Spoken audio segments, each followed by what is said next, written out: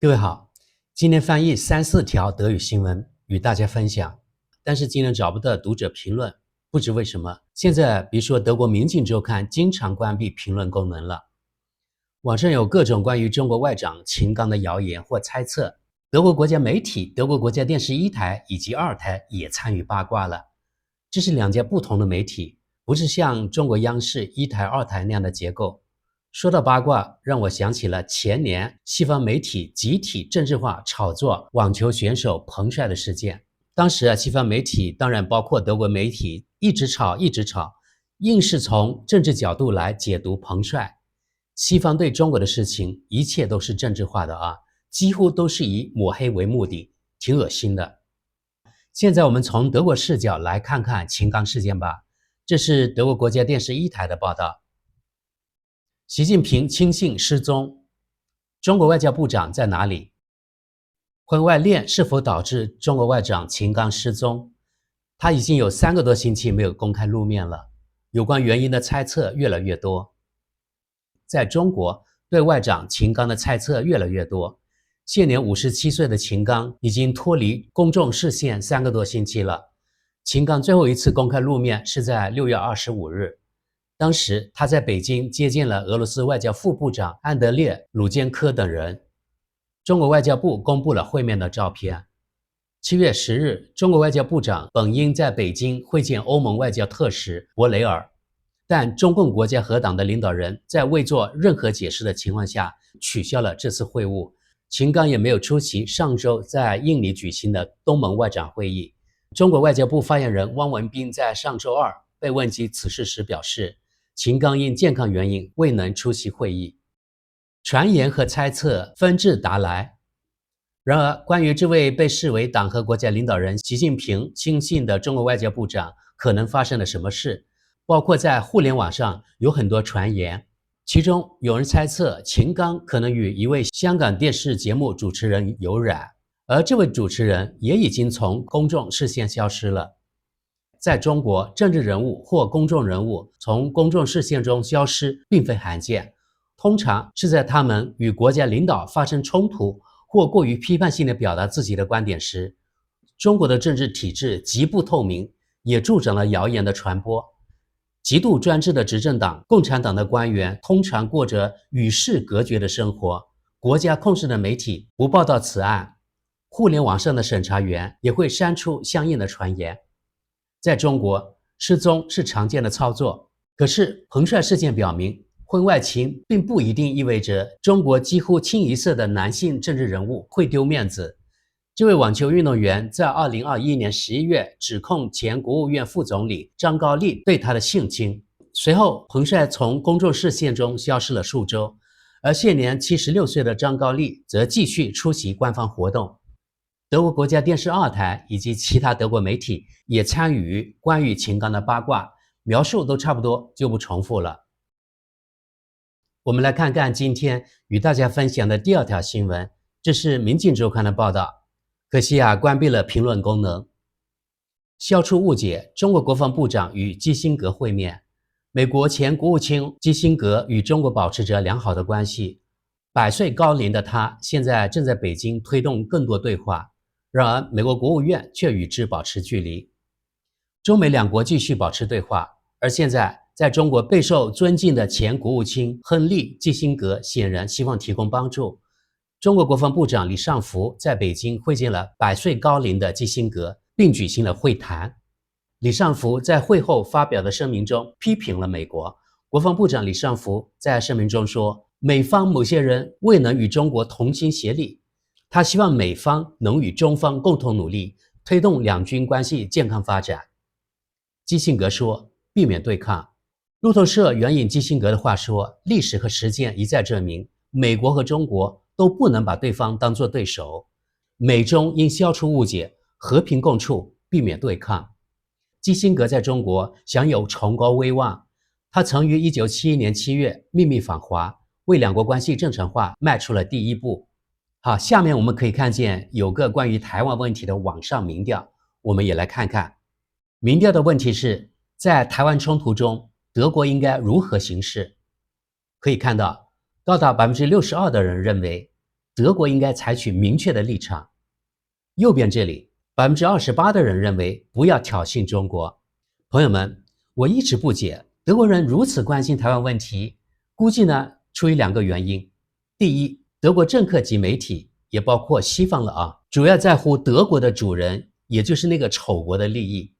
第二，台湾提供最多的芯片，没有了芯片，德国的工业可能会面临前所未有的困境，因为他们的逻辑是，一旦中国入侵台湾，对，他们用的是入侵一词，因为他们认为台湾是个独立国家，一旦中国入侵台湾，西方国家会对中国进行制裁，那么中国会反制裁，然后就没有芯片可用了。其实他们并不是关心台湾人的安危，所以台湾独派人士不用高兴太早。美国国务院不予置评。美国国务院不愿就基辛格与李尚福的会晤发表评论。美方称，美国国务院不能为不属于政府的个人说话。最近，美国国务卿安东尼·布林肯和美国财政部长珍妮特·耶伦都前后访华，旨在缓和两国之间的紧张关系。然而，中美两国关于国防政策的会谈目前被搁置。另一方面，台湾周边的军事紧张局势正在加剧。最近24小时内，共有16艘中国军舰出现在台岛周围，数量超过以往任何时候。好，这就是《明镜周刊》报道基辛格访华的全部。接着，我们看看德国商报的一篇报道。德国经济部长罗伯特·哈贝克前往新德里。为什么印度不会成为新的中国？德国联邦经济部长希望将印度与德国更紧密地绑在一起，但经济学家和工业界代表警告说，不要对印度抱有过高的期望。配图说明，许多印度人从事附加值较低的农业工作。绿党籍的联邦经济部长罗伯特·哈贝克希望印度能帮助德国经济减少对中国的依赖。他希望在本周3开始的对这个世界上人口最多的国家的访问中，扩大和深化与印度的伙伴关系。哈贝克说，印度是德国经济多元化的重要合作伙伴。但是，尽管西方政治人物宣称愿意与印度开展更密切的合作，这个拥有14亿人口的国家在将自己定位为中国的替代国方面却遇到了相当大的问题。德国工商总会外贸负责人特雷尔也认为，印度当然有巨大的潜力，但指望印度能在几年内取代中国，成为欧洲的经济合作伙伴，未免期望过高。好，朋友们，能看见的商报报道比较简短，我来说说我自己观察到的现象确实，在德国及西方的政治层面存在一种美好的幻想，那就是妄图用印度来取代中国。他们认为，第一，印度是所谓的理念相近的民主国家，因为印度有选举，有多党制，但西方很少去深层关注印度的种姓制度以及对妇女的大规模歧视。第二，印度人口与中国虽然一样多，他们认为中国能成功，西方就可以1比1的复制到印度身上，于是西方就多了一个抗衡中国的力量。但是西方忘记了，人口多寡之外还有重要因素。比如说，印度是一个比很多非洲国家都更贫穷的国家，大部分印度人对印度的经济贡献很小，妇女就业率不高。另外，印度极度腐败，产业保护严重，印度人的工作态度也是个大问题。还有，最重要的是，印度是外国投资的绞肉机。印度政府可以像强盗一样抢劫外国投资，比如中国的小米就是最好的例子。小米在印度布局了10年，所取得的利润全部被印度没收了。还有，印度办事效率那就更不用说了。比如日本与印度达成了高铁项目，据说现在征地还没有完全解决问题，都这么多年了，只建了少数几公里，可以说是雷声大雨点小。最近有个比较火的事件，那就是印尼的高铁，也就是中国复兴号高铁，在印尼现在联调联试完了，现在进行试运行阶段，下个月也就是8月份正式运营，而且现在的时速达到了356公里，所以让印度尼西亚的人非常的自豪。然后越南的网友看见了，印度的网友看见了，心里那个酸呐，因为10年前越南特别排斥而且看不上中国的高铁，所以当时呢把日本拉来，但是呢，近2000公里的高铁，日本根本奈何不了，因为造价太高了。所以呢，现在10多年过去了，越南1公里高铁都没有。其实从越南的国家利益来说，建南北高铁绝对是对越南有非常大帮助的。可是越南这个国家一味仇视中国，所以最后可能也没有什么好结果。印度那就更不用说了。另外，印度人好高骛远，印度式吹牛是出了名的。但西方及台湾企业想到印度投资，来规避所谓的风险，那就由他们去吧。反正我认为中国绝不应该帮印度搞基建，比如高铁、电力、港口、道路等等。西方要修，那就由西方去修吧，这样让印度可以多花冤枉钱，加大印度产业成本，让它的产业没法与中国竞争。第3点，西方认为印度人口更年轻，所以经济发展潜力也更大，西方的企业有更多的机会。这点我认为就更扯淡了。人口年轻不意味着就是红利。据说印度人的识字率不高，能有效参与现代经济活动的人口绝对没有中国的人口比例高。就是说，劳动人口的素质不高。如果不能让这些人都有工作机会，人口多、人口年轻不是什么红利，而是社会的负担。这在印度以及很多非洲、中东国家身上可以看到，他们的产业无法消化这些年轻的人口，导致了这些国家，比如说印度，他们的人均 GDP 才是中国的1/几或更低。没有就业，消费何从谈起？没有消费，也就没有机会推销你的产品，对不对？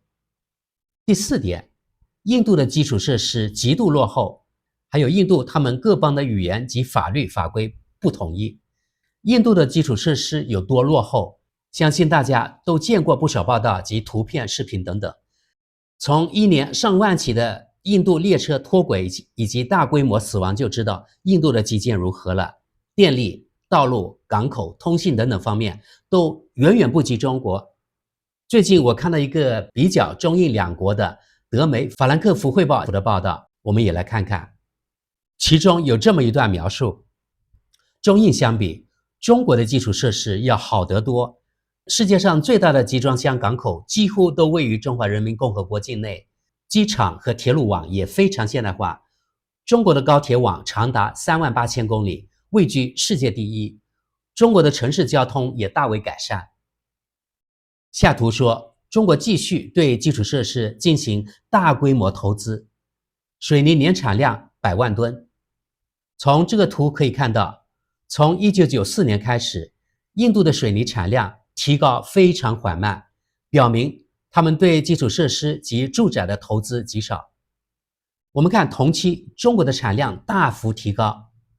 更有意思的是，大约在2006年，中国一个国家它的水泥产量竟然超过了除了印度之外全世界所有经济体的总和。在最高潮的时候，应该是2014年，中国的水泥产量几乎是全世界其他经济体的总和的2倍。所以以前我说过，中国有世界上最好的基础设施，就是说像公共交通还有电力这类基础设施，并不是我在帮中国吹牛我也走过世界很多国家，有自己直观的比较。这水泥产量绝对是衡量一个经济体基础设施好不好最有说服力的指标。即使到去年，印度的水泥产量也仅有中国的1/6。所以关于印度基础设施的糟糕状况，法兰克福汇报写了这样一句话，他说，与中国相比，印度看起来几乎一穷二白，这个次大陆还要使劲追赶。但是该报道最后也没有得出个所以然，只强调印度有巨大潜力。但西方经济学家和政治层面忘记了，除了人口数量接近外，印度与中国根本就没有可比性，因为两国根本就不在一个发展水平上。西方之所以捧印贬中，高喊用印度取代中国，但印度实际情况与西方的美好愿望相距甚远。可以这么说吧，印度是个扶不起的阿斗，西方只能继续把希望寄托在印度的潜力上。好了，朋友们，不知道你们怎么看？是我看不上印度，还是实际情况就是如此呢？请大家发表你们的看法，谢谢，我们下期见。